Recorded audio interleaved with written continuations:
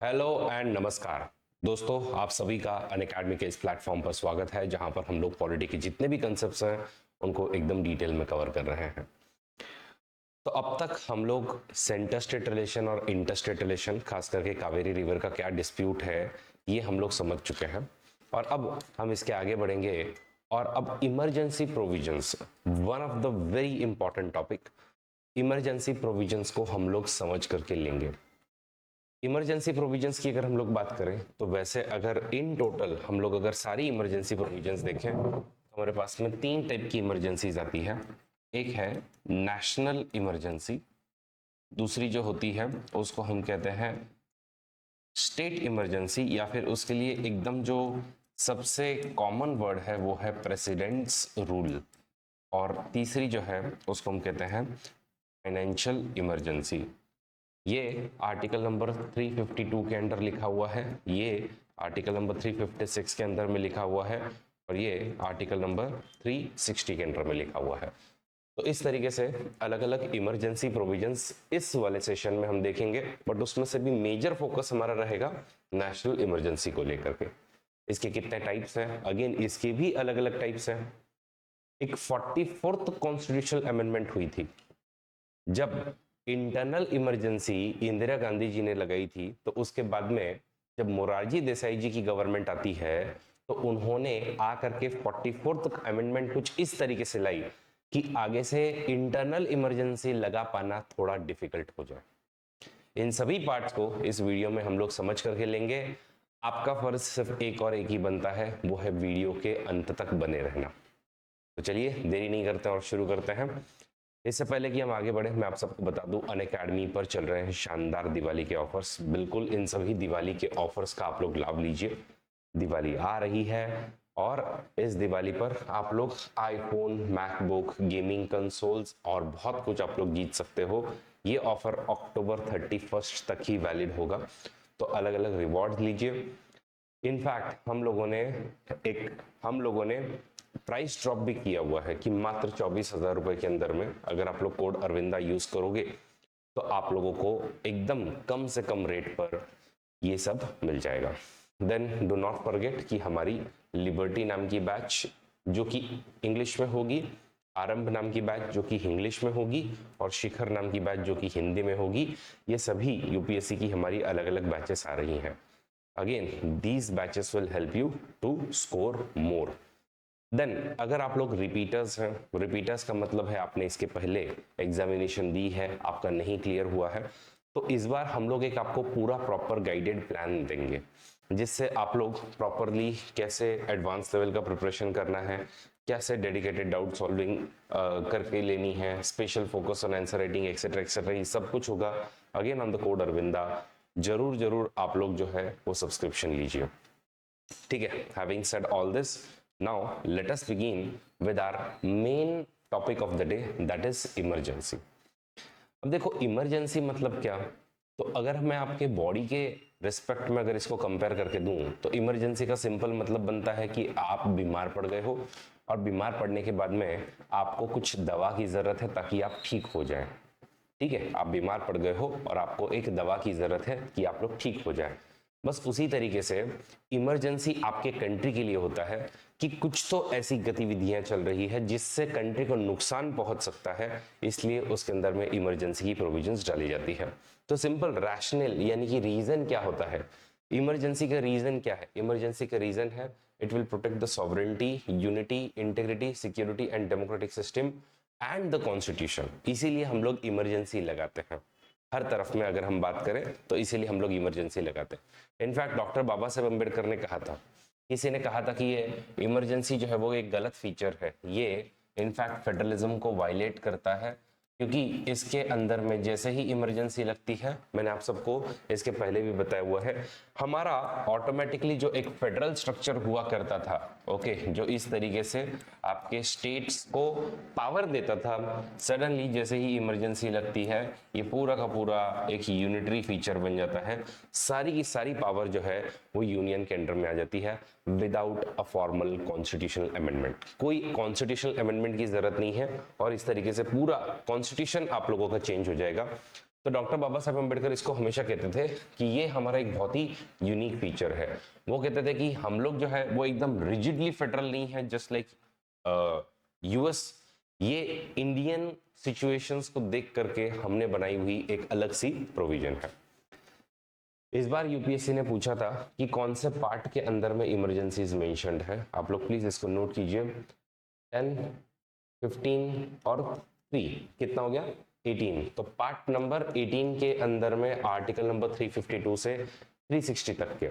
तो मेरा सजेशन होगा अभी आप लोग कमेंट बॉक्स में इस चीज को लिखिए कि भाई पार्ट नंबर 18 के अंदर में ये सब प्रोविजंस जो है वो आपके दिए हुए हैं।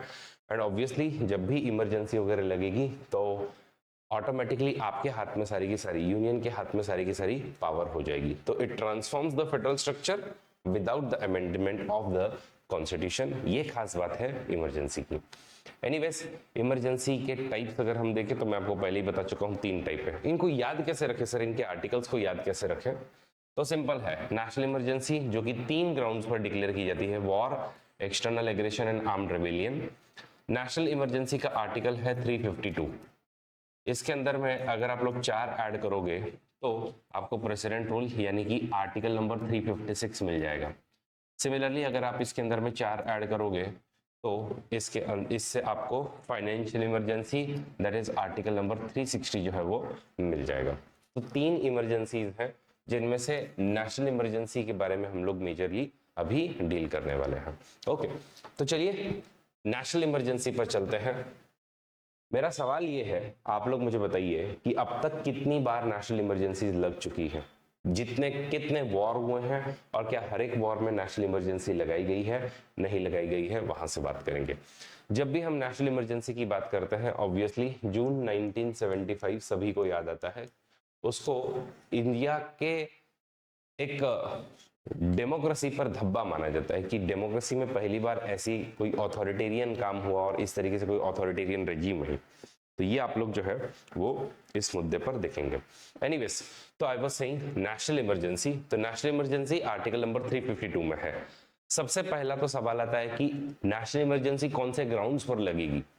आप इमरजेंसी लगाना चाहते हो बट कौन से ग्राउंड पर लगेगी? तो 3 ग्राउंड्स है, नोट कीजिएगा। एक है वॉर।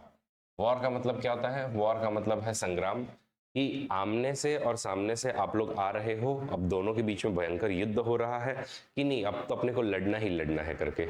ओके, इधर से फोर्सेस आई, इधर से फोर्सेस आई, इनको पता ही है कि हमारा लड़ना तय है, उसको हम लोग कहेंगे वॉर।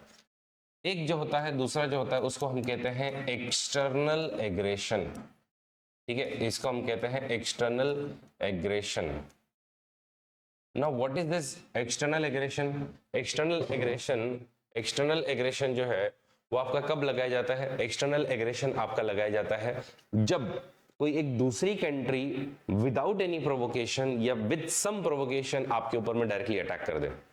फॉर एग्जाम्पल 1962 का जो चाइना ने हमारे अगेंस्ट में वॉर जो खोला था, ओके, 1962 एक्चुअल में एक्सटर्नल एग्रेशन था कि इट वाज चाइना जिसने यूनिलैटरली आकर के हमारे ऊपर में अटैक किया, बाद में वापस से पीछे को चले गया। 1965 का हम लोग वॉर कह सकते हैं कि भाई आमने सामने हमारी फोर्सेस खड़ी थी। 1948-47 वाला जो है उसको भी हम वॉर कह सकते हैं। 1999 में काइंड ऑफ पहले एक्सटर्नल एग्रेशन हुआ कि कारगिल में इन लोग जो घुस गए और कारगिल में घुसने के बाद में फिर हमको इनको खदेड़ करके भगाना पड़ा। 1971 में भी हम लोग काइंड ऑफ बोल सकते हैं कि वॉर ही था। वैसे इसमें भी इन्होंने पहले ही हमको प्रोवोक किया था, हमने कुछ नहीं किया था, लेकिन एटलीस्ट इसमें पता होता है। तो एक्सटर्नल एग्रेशन में क्या होता है? एक्सटर्नल एग्रेशन का मतलब होता है कि अगली वाली कंट्री खुद से डायरेक्टली अटैक कर रही है। तो 3 ग्राउंड्स कौन कौन से हैं? वॉर है, एक्सटर्नल एग्रेशन है, और अब जाकर के एक वर्ड आया है जिसको हम कहते हैं आर्म्ड रेबेलियन। कि अगर आपके कंट्री के अंदर में आर्म्ड रेबेलियन हो रहा है कि हम लोग सशस्त्र विद्रोह कर रहे हैं, लोग हर कोई जो है वो इसको मार रहा है, उसको काट रहा है, इसको पीट रहा है, उस केस में हम लोग कहेंगे कि भाई अब इमरजेंसी हमको लगानी ही पड़ेगी। ओके, तो आर्म्ड रेबेलियन, तो that is also an important point. तो इसके कंडीशंस जो डिक्लेयर करने के हैं वो 3 है। इसके पहले ये वाला वर्ड जो है आर्म्ड रेबेलियन, ये 44th कॉन्स्टिट्यूशनल अमेंडमेंट एक्ट ने इंट्रोड्यूस किया है। इसके पहले कौन सा वर्ड हुआ करता था? इसके पहले यहां पर एक वर्ड हुआ करता था जिसका नाम था इंटरनल डिस्टरबेंस। ठीक है, इंटरनल डिस्टरबेंस ये शब्द इसके अंदर में हुआ करता था। लेकिन अब क्या हुआ है, अब उस वर्ड को हमने चेंज कर दिया, क्योंकि इंटरनल डिस्टरबेंस ये आपने कहीं डिफाइन नहीं किया। डिस्टरबेंस का क्या मतलब हो सकता है? लोग प्रोटेस्ट कर रहे थे, उसको हम डिस्टरबेंस माने? लोग अपनी मांगों को रखने के लिए एक जगह पर एकत्रित हुए हैं और उसके वजह से ट्रैफिक का इशू हो रहा है, तो क्या हम उसको इंटरनल डिस्टरबेंस माने? और क्या इसके बेसिस पर प्रेसिडेंट रूल नेशनल इमरजेंसी लगाना ये कितना सही होगा?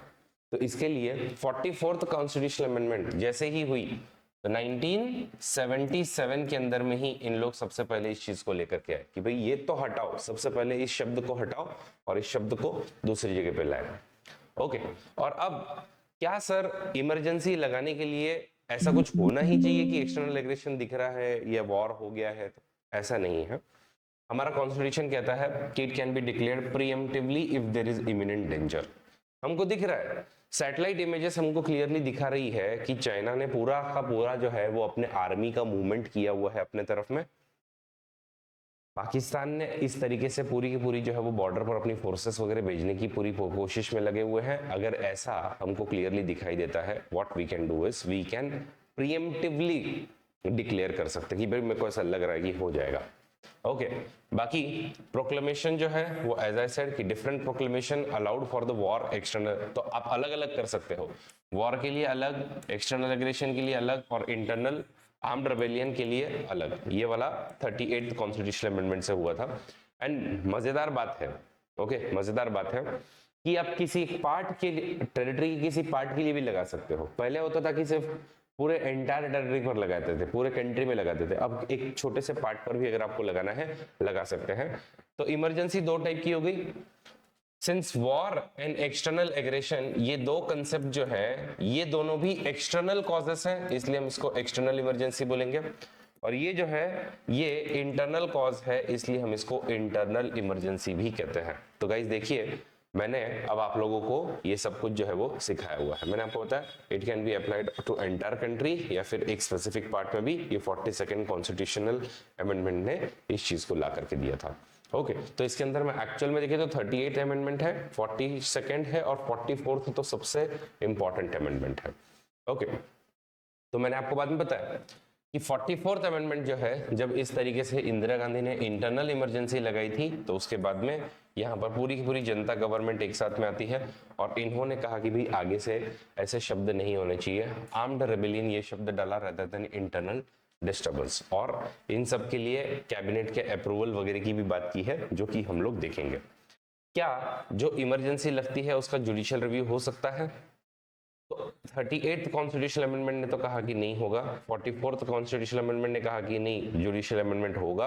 और बाद में मिनर्वा मिल्स केस जो एक 1980 में आया था तो सुप्रीम कोर्ट से पूछा गया कि क्या अगर इस तरीके से इमरजेंसी लगती है तो क्या उस पर आप आ करके देखोगे कि ये सही तरीके से लगी या नहीं लगी? आंसर इज सुप्रीम कोर्ट ने कहा यस, हम लोग उसको ढंग से देखेंगे। तो मिनर्वा मिल्स केस जो है उसके अंदर में यहाँ पर प्रोक्लेमेशन जो है वो आपका किया जा सकता है। अगर प्रोक्लेमेशन किया हुआ है और उसको चैलेंज किया जा सकता है अगर मलाफाइड या इररिलेवेंट या एब्सर्ड आपके कोई रीजंस रहे हो। ये तो हो गए ग्राउंड्स। तो सबसे पहला मुद्दा हमने क्या देखा? ग्राउंड्स देखा। ग्राउंड्स के बाद में सीधी सी बात है कि आपने अब इसको प्रोक्लेम कौन करेंगे? तो यूजुअली इसको प्रोक्लेम करते हैं प्रेसिडेंट। प्रेसिडेंट करते हैं किसके किसके अप्रूवल के बाद में करते हैं? तो प्रेसिडेंट खुद से नहीं लगाते हैं, प्रेसिडेंट हमेशा, ठीक है, तो पहले सिर्फ इस तरीके से लिखा होता कि president will proclaim okay on the recommendation of council of minister. लेकिन अब जो है यहाँ पर प्राइम मिनिस्टर इंदिरा गांधी ने क्या किया था कि इंटरनल इमरजेंसी जब इन्होंने लगाई थी तो इंटरनल इमरजेंसी लगाते समय में अकेले ने खुद ने ही डिसीजन लेकर के लगाई हुई थी। तो अब ये वाला चीज कंपलसरी कर दिया है कि नहीं, आपको रिटर्न में कैबिनेट का अप्रूवल लेना होगा, रिटर्न में कैबिनेट का अप्रूवल लेना होगा। तो emergency can only be declared with the written recommendation from the cabinet preventing sole decision making by the prime minister. कि अब सिर्फ अकेले प्राइम मिनिस्टर इस चीज को डिसाइड नहीं करेंगे, रादर सभी लोग मिल करके जो है इस चीज को डिसाइड करने वाले हैं। ओके, तो रिटर्न आपको लिख करके देना होगा, तब जाकर के प्रेसिडेंट उसको अप्रूव करेंगे। अच्छा, प्रेसिडेंट ने अगर अप्रूव कर दिया तो फाइनल अप्रूवल हो गया है क्या? Answer is no. अब भी एक अप्रूवल आपका सबसे इंपॉर्टेंट बाकी है और वो होगा पार्लियामेंट का अप्रूवल। आपके ग्राउंड्स हो गए क्लियर, आपने प्रेसिडेंट रूल लगवा दिया है, नेशनल इमरजेंसी लगवा दी है, प्रोक्लेम करवा दी है, एंड अब आपकी बारी आती है पार्लियामेंट्री अप्रूवल की। तो पार्लियामेंट्री अप्रूवल कैसे होगा? पार्लियामेंट्री अप्रूवल के लिए सिंपल अगर मैं आपको बताऊं तो 44th कॉन्स्टिट्यूशनल अमेंडमेंट के अंदर में सुनिएगा, 44th कॉन्स्टिट्यूशनल के अमेंडमेंट में तो अब कहा है कि भाई आपको स्पेशल मेजॉरिटी लगेगी। क्या लगेगी? Special majority. स्पेशल मेजॉरिटी का मतलब क्या है? स्पेशल मेजॉरिटी का मतलब है 2/3 of present and voting and this number should always be greater than half of total membership. तो ये वाली मेजॉरिटी आपको लगेगी। वही अगर मैं आपको अगर 42nd अमेंडमेंट की बात बताऊं तो 42nd कॉन्स्टिट्यूशनल अमेंडमेंट के अंदर 42nd नहीं, इसके पहले प्री 1944 की अगर मैं बात करूं, प्री 1977 की बात करूं, यानी कि 44th कॉन्स्टिट्यूशनल अमेंडमेंट से पहले की अगर मैं बात करूं, ओके, तो प्री 44th कॉन्स्टिट्यूशनल अमेंडमेंट की पहले की अगर बात करूं तो यहां पर केवल आपको एक सिंपल मेजॉरिटी लगती थी। क्या लगता था? सिंपल मेजॉरिटी, यानी कि half of present and voting +1। ठीक है, बस इतना ही आपको लगता था। लेकिन अब जो है वो आपको स्पेशल मेजॉरिटी लगेगी पार्लियामेंट के अंदर में। अच्छा, पहले क्या होता था? पहले जो है अगर यहां पर एक बार अगर आपने इमरजेंसी लगा दी तो वो इमरजेंसी इनफाइनाइट या इनडेफिनेट पीरियड तक जो है वो लगी रहती थी, कि वापस से जब तक उसको खत्म नहीं करते हैं तब तक चलती रहेगी चलती रहेगी चलती रहेगी। लेकिन अब ऐसा नहीं है। अब जो है वो एक बार भले ही आपको स्पेशल मेजॉरिटी से अप्रूवल मिल गया है, लेकिन अब पार्लियामेंट से आपको वापस से अप्रूवल लेना होगा विद इन नेक्स्ट 6 मंथ्स। तो अगर आपने एक बार इस इमरजेंसी के रेजोल्यूशन को हाँ बोला है तो वापस से आप लोगों को क्या करना होगा? 6 महीने के अंदर अंदर आपको वापस से एक और अप्रूवल लेना होगा। मतलब मैं इसको ऐसे मस्ती मस्ती में कहता हूं कि एक छोटा रिचार्ज आपको और करके लेना होगा। 6 महीने का एक रिचार्ज आपको और करके लेना होगा। अच्छा, और एक्सटेंड करना है तो 6 महीने और एक्सटेंड करना है तो 6 महीने का और कंटिन्यूअसली स्पेशल मेजॉरिटी से ये आप लोगों को लेते रहना पड़ेगा। लेकिन सर इसी बीच में मान लीजिए ये अप्रूवल के बीच में, ठीक है, तो जब भी पार्लियामेंट जो है वो गैदर होती है तो पार्लियामेंट के गैदर होते ही फटाफट इसको अप्रूवल पे डालना पड़ता है। ये अप्रूवल भी पहले 2 महीने लेते थे कि भाई 2 महीने के अंदर करना, अब आपको 1 महीने के अंदर बोला है कि आपने अगर इमरजेंसी लगा दी है तो इमीडिएटली आपको 1 महीने के अंदर अंदर पार्लियामेंट्री अप्रूवल लेना होगा। बट उस 1 महीने के बीच में या इन 6 महीनों के बीच में what if Lok Sabha is dissolved? Lok Sabha, तो हमारे यहाँ पे आपको पता होगा कि हमारा लोअर हाउस यानी कि लोकसभा डिसॉल्व होती है। तो क्या होगा अगर हमारी लोकसभा जो है वो यहाँ पर डिसॉल्व कर दी जाए? तो लोकसभा को अगर डिसॉल्व कर दिया जाता है तो उस केस में एकदम सिंपल आपको फैक्ट बताना चाहता हूं, उस केस में राज्यसभा की आपको परमिशन लेकर के रखनी पड़ेगी और जब भी लोकसभा वापस से रीअसेंबल होगी तब उनसे अप्रूवल लेना होगा। ये एकदम सिंपल सी बात है। ठीक है, तो पार्लियामेंट्री अप्रूवल आई होप आप लोगों को एकदम अच्छे से समझ में आया होगा कि पार्लियामेंट्री अप्रूवल क्या है। मैंने आपको बताया इनिशियल अप्रूवल जो है वो तो आपको 2 महीने में लेना होता था, लेकिन 44th अमेंडमेंट के बाद से 1 महीने के अंदर में लेना है। ओके, और अगर लोकसभा डिसॉल्व है तो लोकसभा डिसॉल्व है तो राज्यसभा के अप्रूवल लेकर के रखो, और लोकसभा जब भी न्यूली कॉन्स्टिट्यूट हो 30 डेज के अंदर अंदर लेना। 6 महीने का एक्सटेंशन आपको मिलेगा और स्पेशल मेजॉरिटी क्या होती है? Majority of the total membership and 2/3 of majority of present and voting, ये आपको करना होगा। ये चीज जो है वो लाई हुई है। ओके, तो 6 महीने में आपको ये वाला काम करवा करके लेना होगा। ये हो गया पार्लियामेंट्री अप्रूवल। नाउ पार्लियामेंट का अप्रूवल भी हो गया, अब इमरजेंसी चल रही है, जो भी इमरजेंसी के काम करने थे वो सब काम भी हो गए हैं।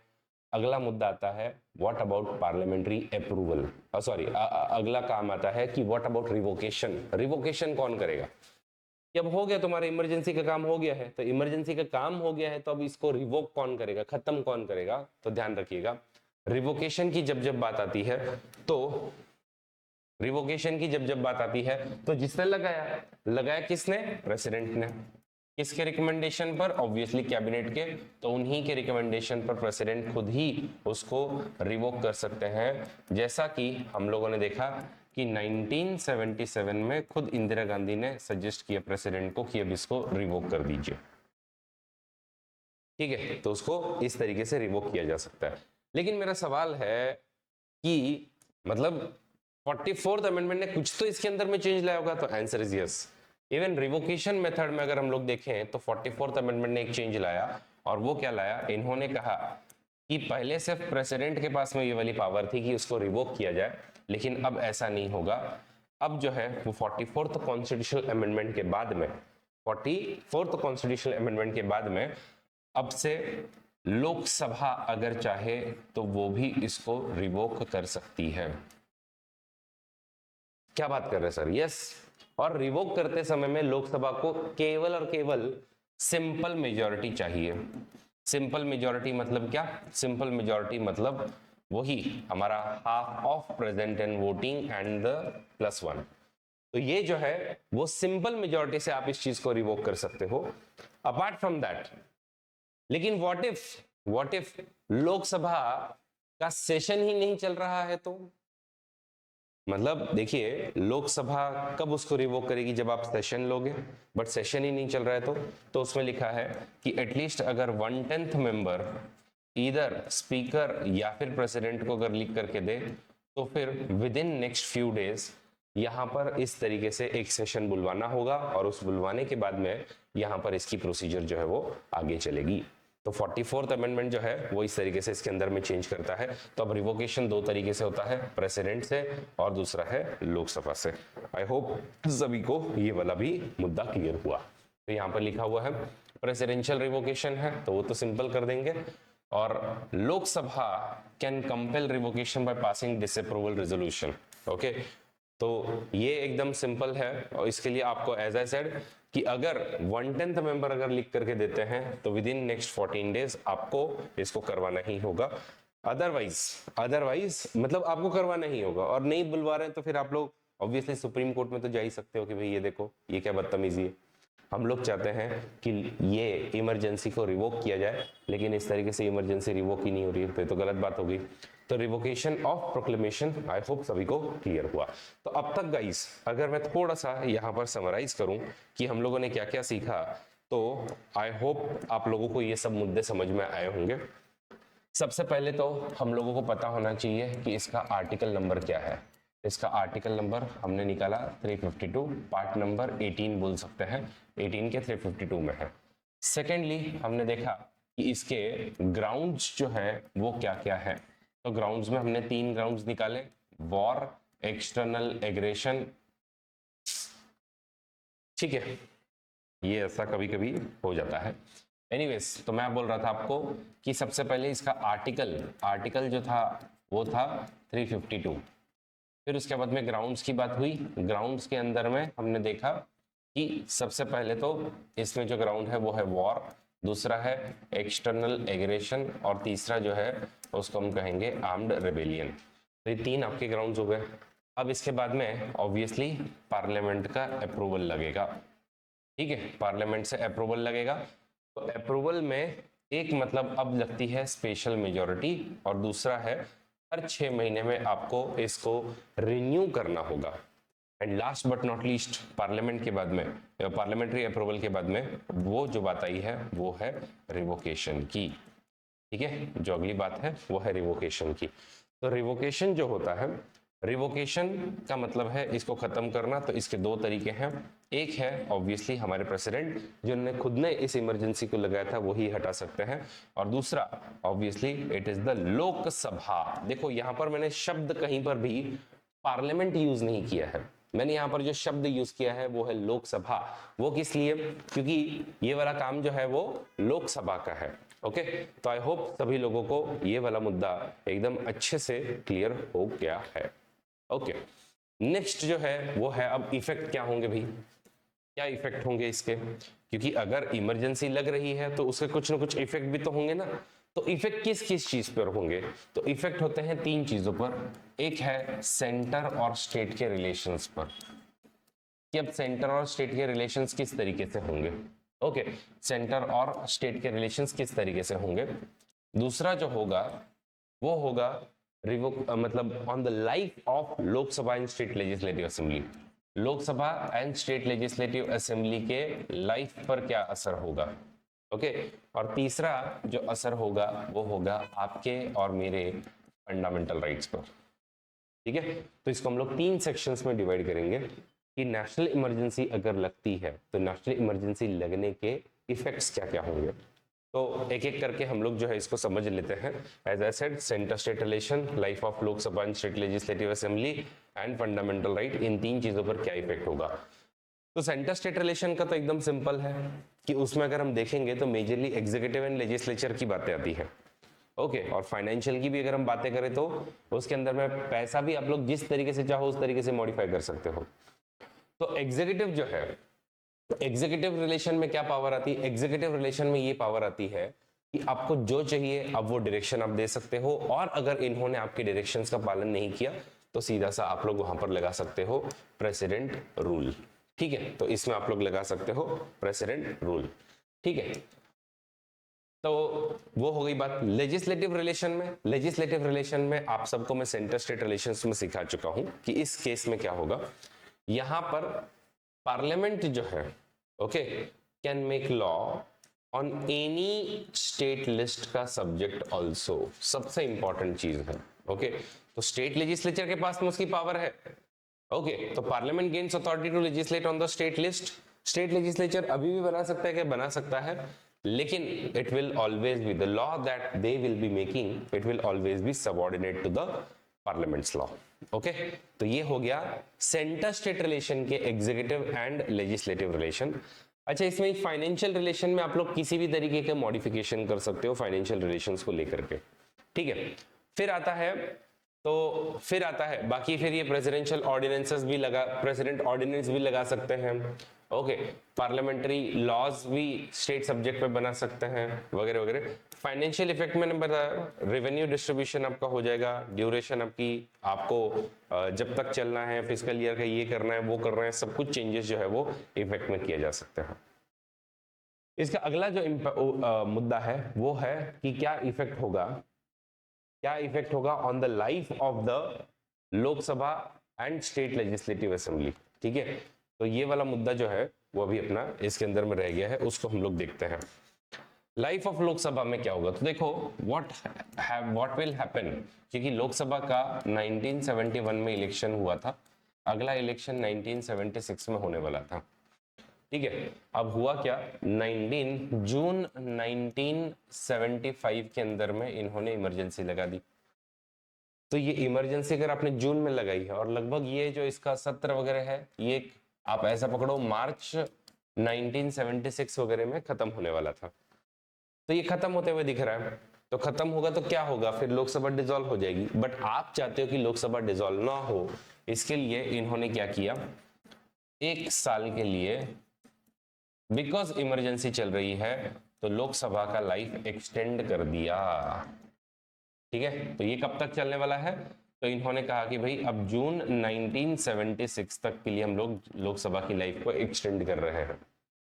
और ये कैसे किया जा सकता है, ये सिंपल सी बात है, ये पार्लियामेंट में ही आप लोगों को एक्ट लेकर के आना होगा।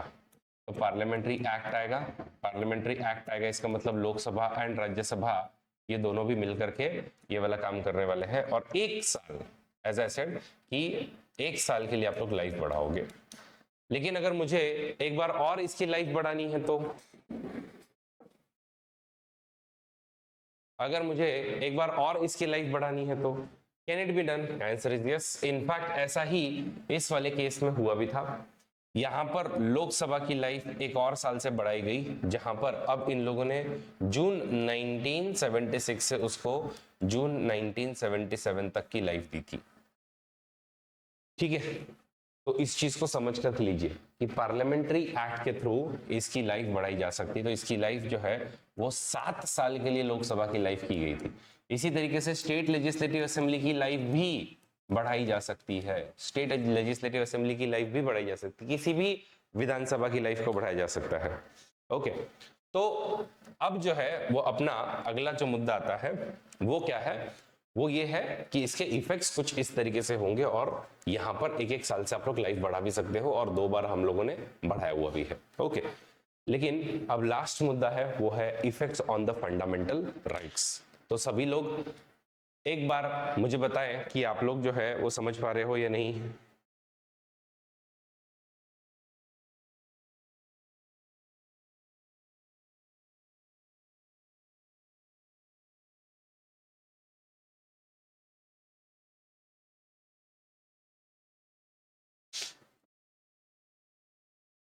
ठीक है, गुड। अब अगला जो मुद्दा है वो है लास्ट मुद्दा, effect on the fundamental rights. Effect on the fundamental right का क्या मतलब है, इफेक्ट्स हमारे फंडामेंटल राइट्स के ऊपर में क्या होने वाले हैं भाई। हमारे सबके अलग अलग फंडामेंटल राइट्स हैं। अगर आप लोगों ने मेरे साथ में यहाँ पर पॉलिटी के सेशंस अगर किए हैं तो आप सबको सारे इनफैक्ट राइट्स भी पता होंगे अच्छे से कि कौन कौन से हमारे राइट्स इसके अंदर में आते हैं। हम लोगों ने शुरू किए थे वैसे आर्टिकल 12 और 13, ठीक है, और उसके बाद में आर्टिकल नंबर 14 से लेकर के लगभग आर्टिकल नंबर 32 तक हमारे सभी अलग अलग फंडामेंटल राइट्स हैं। एक क्विक अगर हम लोग रिवीजन करें तो थोड़ा सा अच्छा होगा। तो आर्टिकल नंबर 12 के अंदर में क्या है, आर्टिकल नंबर 12 के अंदर में स्टेट को डिफाइन किया है। उसके बाद में आर्टिकल नंबर 13 के अंदर में जो लॉज इनकंसिस्टेंट है उनके बारे में बात की हुई है। आर्टिकल नंबर 14 है जो कि राइट्स टू इक्वालिटी का सबसे इंपॉर्टेंट राइट है, वो कहता है कि सभी लोग लॉ के सामने समान है। आर्टिकल नंबर 15 आता है, आर्टिकल नंबर 15 कहता है कि there shall not be any discrimination on religion, race, caste, sex and place of birth. और खास करके ये एजुकेशनल इंस्टीट्यूशंस में SC, ST, OBC and EWS इन सबको रिजर्वेशन दिलवाता है। आर्टिकल नंबर 16 की बात करें तो आर्टिकल नंबर 16 जो है वो पब्लिक एम्प्लॉयमेंट, कोई भी अगर पब्लिक एम्प्लॉयमेंट हो रही है तो उस पब्लिक एम्प्लॉयमेंट में किसी भी तरीके का कोई डिस्क्रिमिनेशन नहीं होगा। Again religion, race, caste, sex, place of birth, आपका जो है वो रेसिडेंस कहां पर रहा हुआ है वो, और इन सब बेसिस पर आप लोगों को नहीं डिस्क्रिमिनेट करेंगे। Article number 17 abolition of untouchability, ठीक है, सॉरी हाँ बराबर, abolition of untouchability. Article number 18 जो है वो एबॉलिशन ऑफ टाइटल, तो ये एबॉलिशन ऑफ टाइटल की बात करता है। तो ये तो हो गए आपके थोड़े से इक्वालिटी तक के राइट्स, इक्वालिटी तक के राइट्स। उसके आगे अगर हम देखें तो हमने शुरू किया था आर्टिकल 19 में क्या आता है, 19 के अंदर में freedom of speech and expression, और इसी के अंदर में आपके और भी कुछ सब राइट्स आपको मिलेंगे। आर्टिकल 20 की जब आपको अगर कन्विक्ट किया जा रहा है तो कन्विक्ट करते समय में कौन सी 3 चीजों का ध्यान रखना चाहिए, no ex post facto law, no double jeopardy and no self incrimination. फिर उसके बाद में आर्टिकल नंबर 21 जो आपको right to life and liberty देता है मेजरली, ठीक है, तो right to life and liberty. Article number 22 ये आपको बेसिकली जब आप अरेस्ट हुए हो या फिर आप अगर डिटेन हुए हो तो अरेस्ट एंड डिटेंशन में आपको कुछ राइट्स देता है, जैसे कि फॉर एग्जांपल 24 आवर्स के अंदर अंदर जजेस के सामने पेश करवाना, ग्राउंड्स आपको बतवाना, लॉयर आपको मिलना, और अगर 24 आवर्स के अंदर जजेस के सामने नहीं पेश किया है तो आपको रिलीज करवाना। देन आर्टिकल नंबर 23 एंड 24 हमने देखे, तो 23 जो है वो बेसिकली कहता है कि किसी भी तरीके से ओके यहाँ पर कोई भी ह्यूमन ट्रैफिकिंग वगैरह नहीं होगी और कोई भी फोर्स्ड लेबर नहीं होगा, और इसमें चाइल्ड लेबर की प्रोविजंस है कि चाइल्ड लेबर को कौन कौन से काम नहीं करवाने हैं या बच्चे को क्या नहीं करवा सकते हैं। आर्टिकल नंबर 25 आपको राइट्स टू रिलीजन देता है, ठीक है, आपको राइट टू रिलीजन देता है। आर्टिकल नंबर 26 आपको इंस्टीट्यूशनल राइट देता है कि अगर आपको कोई भी अलग से कोई अगर एक रिलीजन के लिए कोई इंस्टीट्यूशन बनाना है तो आप लोग कलेक्टिव फ्रीडम ऑफ रिलीजन की बात कर सकते हो। आर्टिकल नंबर 27 आपको कहता है कि आपके टैक्स का पैसा सिर्फ एक रिलीजन के लिए नहीं यूज किया जाएगा। आर्टिकल 28 आपको एजुकेशनल इंस्टीट्यूशंस में रिलीजियस इंस्ट्रक्शंस नहीं लेने से मना करता है। आर्टिकल 29 आपको देता है अगर आपकी यूनिक लैंग्वेज, स्क्रिप्ट या फिर अगर कल्चर है तो उसको प्रोटेक्ट करने के लिए सभी लोगों को, any section of the society को राइट देता है। आर्टिकल 30 माइनॉरिटीज को राइट देता है, खास करके जो लिंग्विस्टिक है और रिलीजियस माइनॉरिटीज है, कि इन लोग चाहे तो अपना अलग से एजुकेशन इंस्टीट्यूशन बना सकते हैं। एंड सबसे लास्ट में हमने देखा है आर्टिकल नंबर 32, जो कि आपको राइट देता है कि अगर आपके किसी भी फंडामेंटल राइट का वायलेशन हुआ है then you can go to supreme court. आप सुप्रीम कोर्ट जा सकते हो और इसके अंदर में अलग अलग पिटीशंस जैसे कि habeas corpus, mandamus, सर्शरी, prohibition and को वारंटो, इस तरीके के हम लोग अलग अलग देखते हैं प्रोविजंस। तो गाइस इसी सेशन में एक और बार हमारा फंडामेंटल राइट्स का सारा रिवीजन हो गया। लेकिन इसमें ना जब भी आप लोग effects on fundamental right of emergency क्या है, तो वो दो पार्ट में हम लोग डिवाइड करते हैं। एक होगा हमेशा आपका 358 और दूसरा हमेशा होगा आपका 359।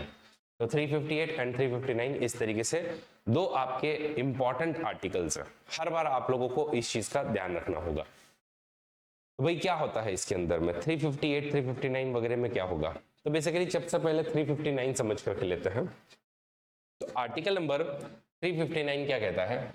आर्टिकल नंबर 359 कहता है कि सुनो, जस्ट बिकॉज इमरजेंसी लग गई है इसका कतई ये मतलब नहीं बनता है। ओके, जस्ट बिकॉज इमरजेंसी लग गई है इसका कतई ये मतलब नहीं बनता है। जस्ट बिकॉज इमरजेंसी लग गई है इसका कतई मतलब ये नहीं बनता है कि आपके सारे के सारे फंडामेंटल राइट्स खत्म हो गए हैं। आर्टिकल 359 क्लियरली कहता है कि प्रेसिडेंट, ठीक है, प्रेसिडेंट जब इमरजेंसी प्रोक्लेम कर रहे हैं उसी समय में अपने एक नोटिफिकेशन के थ्रू, क्या कहेंगे, अपने एक नोटिफिकेशन के थ्रू बताएंगे कि मैं इन सभी राइट्स में से कौन कौन से राइट्स को सस्पेंड कर रहा हूं। ठीक है, for example he will say I am suspending article number 14, I am suspending article number 18, I am suspending article number 23, I am also suspending article number 25। तो इनको ये लिस्ट देनी पड़ेगी कौन कौन से फंडामेंटल राइट्स आपके सस्पेंड हो रहे हैं। सभी फंडामेंटल राइट सस्पेंड ऑटोमेटिकली नहीं होता है। और सस्पेंशन का मतलब क्या है? सस्पेंशन का मतलब ये बनता है कि अब आप जुडिशरी के पास में यानी कि सुप्रीम कोर्ट के पास में आप लोग नहीं जा पाओगे अगर ये राइट्स आपके हार्म होते हैं, तो मदद के लिए कि सुप्रीम कोर्ट प्लीज हमारी मदद कर दीजिए और हमारे ये फंडामेंटल राइट वायलेट हुए हैं तो इसमें हमको हेल्प कर दीजिए। So that is not going to happen. ठीक है, तो सुप्रीम कोर्ट जो है तो राइट्स अभी भी है, सिर्फ आप सुप्रीम कोर्ट में या हाई कोर्ट में आप लोग नहीं जा पाओगे, दैट इज द इशू। ठीक है, इसका मतलब सर क्या मुझे आर्टिकल मतलब इसका मतलब मुझे आर्टिकल 16, आर्टिकल 17 मिलेंगे अगर ये मेरे वायलेट होते हैं तो, या फिर आर्टिकल 26, आर्टिकल 29 मिलेंगे अगर ये वायलेट होते हैं तो? बिल्कुल यस, क्योंकि उनका नाम लिस्ट में मेंशन नहीं है। और एक लगभग आप ऐसा पकड़ सकते हो 44th कॉन्स्टिट्यूशनल अमेंडमेंट के बाद में इन्होंने कहा कि इसी आर्टिकल 359 के ऑटोमेटिक सस्पेंशन, सॉरी आर्टिकल 359 के नोटिफिकेशन के सस्पेंशन में आप लोग दो जो फंडामेंटल राइट्स हैं उनको बिल्कुल सस्पेंड नहीं कर सकते हो। ओके, और वो कौन कौन से हैं? एक जो है वो है ऑब्वियसली 20 और दूसरा जो है वो है 21। कि कितना भी हो जाए, जब कन्विक्शन की बात आएगी तो कन्विक्शन की बात आते समय में आप लोग मतलब जो आपके लॉ एंड रूल्स हैं वो आपको फॉलो करने ही होंगे। एंड 21st आर्टिकल मतलब राइट टू लाइफ जो आपका है उसको तो आपको देना ही होगा। अब इनको सस्पेंड नहीं किया जा सकता है। तो आई होप सबको 359 क्लियर हुआ। As I said presidential power, तो president can suspend court enforcement. तो एज आई सेड कि कोर्ट का एनफोर्समेंट आपने रोका है, फंडामेंटल राइट है लेकिन कोर्ट के पास में आप नहीं जा सकते हो। और specified fundamental rights during the national emergency, ये जो है मतलब उनकी रेमेडीज सस्पेंडेड है लेकिन मतलब लीगल रिकोर्स आप लोग नहीं ले सकते हो, लेकिन राइट्स आपके स्टिल होते ही हैं। ओके, और फिर उसके बाद में एज आई सेड कि 44th अमेंडमेंट ने क्या कहा, आर्टिकल 20 एंड 21 जो है इसको आप लोग हाथ नहीं लगा सकते हो, तो इस चीज को आप लोग ध्यान रखिएगा। तो 359 क्या करता है? 359 के अंतर्गत कौन कौन से फंडामेंटल राइट आप लोग सस्पेंड कर रहे हो उसकी लिस्ट आपको देनी होगी। वो लिस्ट आपको जरूर देनी होगी। और दूसरा जो एक आर्टिकल इसके अंदर में आता है वो है आपका 358। अब उसके बारे में भी थोड़ा सा समझ लेते हैं, ठीक है। तो एक आर्टिकल नंबर है 358। 358 भी फंडामेंटल राइट्स के सस्पेंशन की ही बात करता है, लेकिन ये फंडामेंटल राइट के सस्पेंशन की बात करते समय में ये वाली बात कहता है कि आर्टिकल नंबर 19 जो है उसका क्या स्टेटस होगा। तो पर्टिकुलरली 358 सिर्फ और सिर्फ आर्टिकल 19 से डील करता है।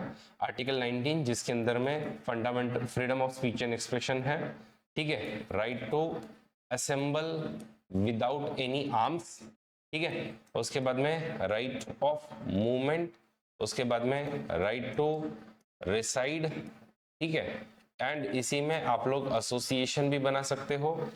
And last but not least आपके इसमें कौन सा आपको प्रोफेशन चाहिए। तो ये 6 राइट्स आपके आर्टिकल 19 के अंदर में आते हैं। तो इन राइट्स को यानी कि आर्टिकल 19 के अंदर के राइट्स को अगर आपको सस्पेंड करना है तो आर्टिकल 358 यूज करना होगा।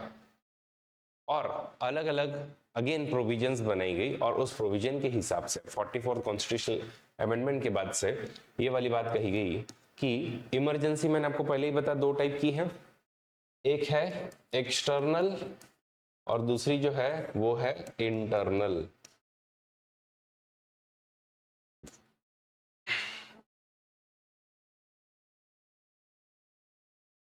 तो एक है एक्सटर्नल और दूसरी है इंटरनल। ये जो एक्सटर्नल इमरजेंसी है, ये जो एक्सटर्नल इमरजेंसी है ये वॉर एंड एक्सटर्नल एग्रेशन में है, और ये इंटरनल इमरजेंसी जो है ये आपकी आर्म्ड रेबेलियन पर है। तो इनका कहना था कि सुनिए, तो अब 44th अमेंडमेंट क्या कहती है। 44th अमेंडमेंट ये कहती है कि ये आपका सिर्फ और सिर्फ 358 जो है, तो 358 के अंडर में आर्टिकल 19 सिर्फ और सिर्फ एक्सटर्नल इसमें ही सस्पेंड होगा, अदरवाइज सस्पेंड नहीं होगा, ठीक है। और इंटरनल में सस्पेंड, एक्सटर्नल में सस्पेंड होगा, इंटरनल में सस्पेंड नहीं होगा, ठीक है। मतलब आर्टिकल 19 आपको बोलने की आजादी, आपको असेंबल करने की आजादी, मूवमेंट की आजादी, रिसाइड की आजादी, ये सब आपको सिर्फ और सिर्फ कब मिलेंगे, कब हम लोग खोएंगे, एक्सटर्नल इमरजेंसी अगर लगी है तो। इंटरनल इमरजेंसी में आप लोग इसको नहीं खोओगे। ओके, तो ये आपका आर्टिकल 358 कहता है, और वही इसी का कंपैरिजन का टेबल जो है वो हमारे इसमें दिया हुआ है। लक्ष्मीकांत अगर आप लोग ढंग से खोल करके देखेंगे तो उसके अंदर में आपको ये वाला टेबल दिखाई देगा। तो ये क्या कहता है, ये कहता है article 358 is confined to fundamental right of article 19 only, और ये article 359 extended to all those fundamental rights whose enforcement is suspended by the presidential order. Article 358 automatically suspends the fundamental rights under article 19, लेकिन इसमें आपको define करना पड़ता है कि कब कब होगा, कैसे कैसे होगा, ठीक है। ये बहुत external emergency as well as internal emergency में काम करता है, और इसकी खास बात ये है कि एक्सटर्नल इमरजेंसी में ही ऑपरेट होगा, इंटरनल इमरजेंसी में ऑपरेट नहीं होगा। तो गाइस यहां पर हम लोगों ने कवर किया है last component, that is what will be the effect on the emergencies, ठीक है। अब हम बात करते हैं डिक्लेरेशंस मेड सो फार, यानी कि अब तक कितने डिक्लेरेशन जो है वो इस तरीके से हो चुके हैं। तो अगर डिक्लेरेशंस की बात करें तो पहला इस तरीके का इमरजेंसी का डिक्लेरेशन किया था 1962 में, जब चाइना ने हमारे ऊपर में एक्सटर्नल एग्रेशन किया था। फिर ये वाला ऐसे ही रहा, तो हमने नेफा वाला, मतलब आज का जो अरुणाचल प्रदेश है उस तरफ में हमने इसको लगाया था। उसके बाद में सेकंड जो है वो हमने लगाया था 1971 में। तो सर 1965 के वॉर में नहीं लगाया, नहीं लगाया। मजेदार बात यह है कि जो पहले आपने इमरजेंसी जो प्रोक्लेम की थी वो ऑपरेशन में ही थी। अच्छा, ऐसा क्यों हो पा रहा था?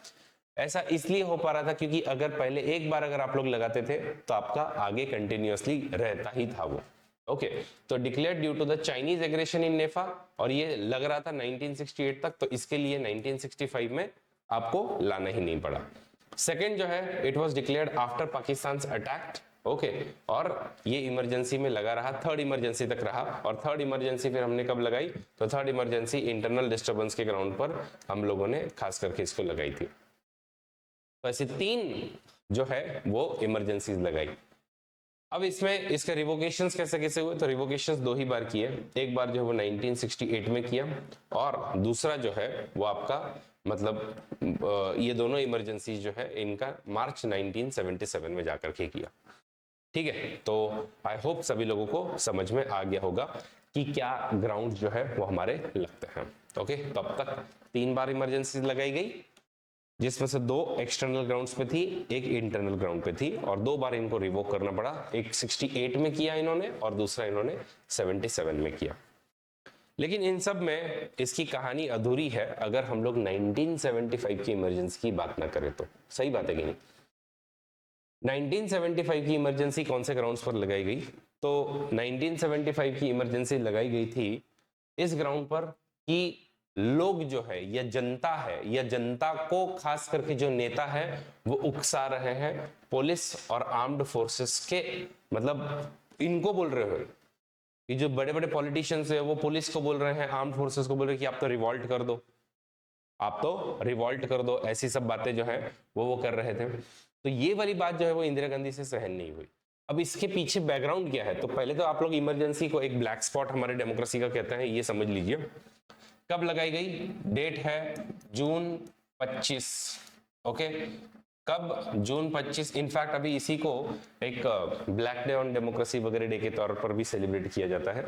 ठीक है, सेलिब्रेट यानी कि उसको रिमाइंड रखा याद रखा जाता है ऐसा। तो ये 1975 से लेकर के 1977 तक जो है वो चली, 1975 से 1977 तक चली।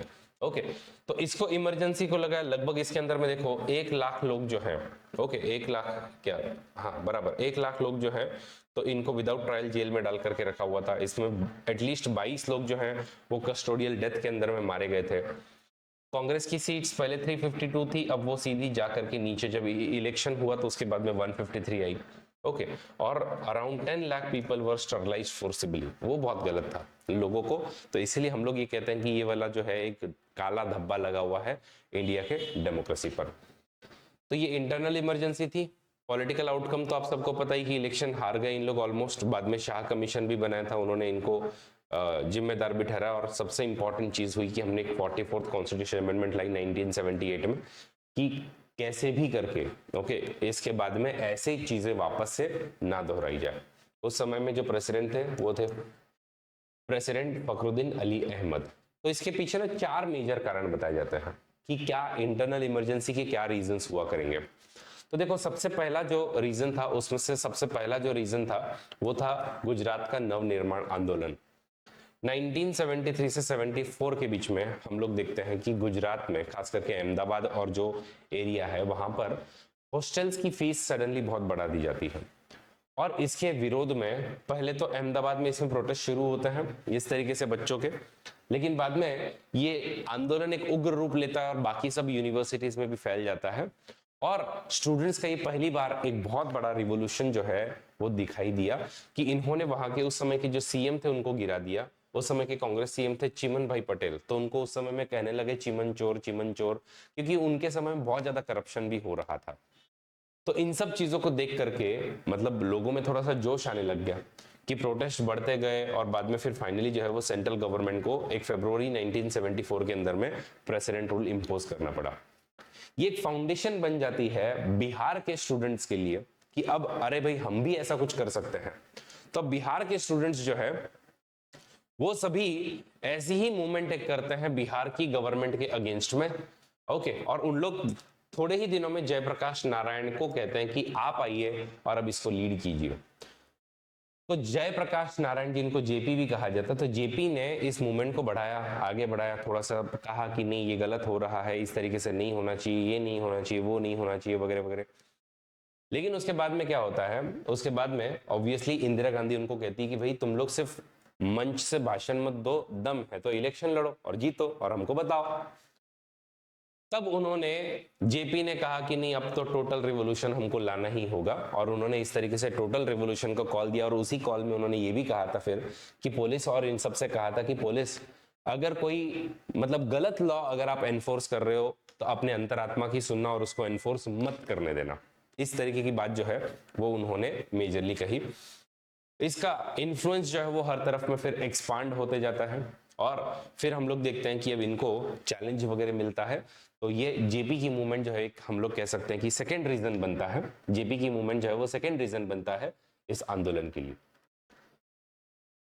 इस इमरजेंसी के लिए। तीसरा, रेलवे के प्रोटेस्ट शुरू होते हैं। तो जॉर्ज फर्नांडिस का ये वाला जो फोटो है ये काफी ज्यादा फेमस हुआ है।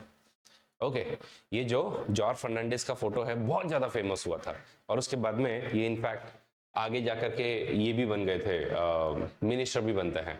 तो रेलवे की स्ट्राइक होती है, इसको लीड करते हैं जॉर्ज फर्नांडिस। मई 1974 के अंदर में 3 हफ्ते तक पूरा गुड्स एंड पैसेंजर मूवमेंट जो है, मतलब 3 हफ्ते, यानी सोचो ना 3 हफ्ते मतलब लगभग 1 महीने तक पूरा का पूरा चक्का जाम लगा करके रख दिया है।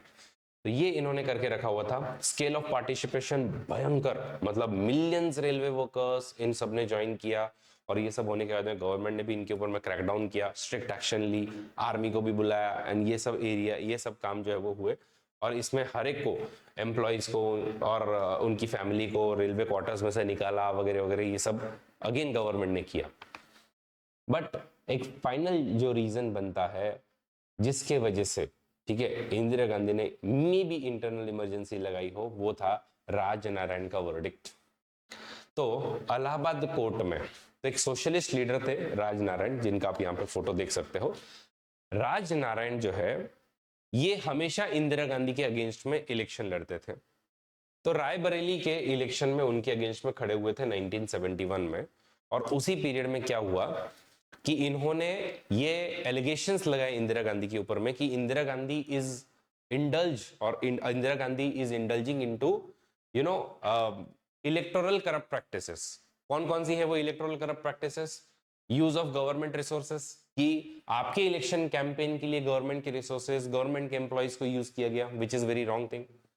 Exceeding the campaigning spending limit, जो भी तुम्हारी स्पेंडिंग लिमिट थी उससे तुम लोग कई गुना आगे बढ़े हो।